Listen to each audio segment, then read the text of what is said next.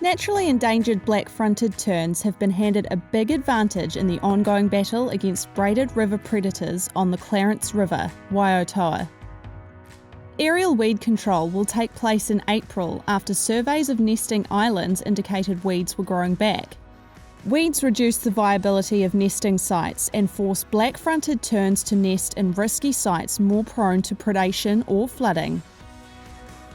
In an effort to curb the predator population, a predator control program was initiated, leading to a trapping program which began 5 years ago. The aim is to increase the nesting success of the terns.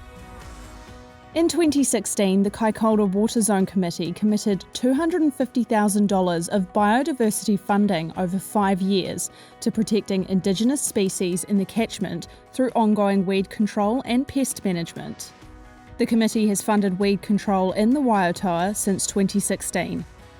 In the first breeding season of the project, only 1 chick in 10 nests monitored survived the fledgling stage on the managed colonies.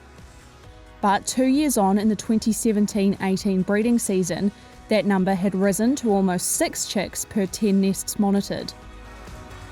Continuing to improve the ecosystem is a major focus of the committee's Kaikōura Zone implementation program. To find out more, head to the Kaikōura Water Zone page on ECAN's website.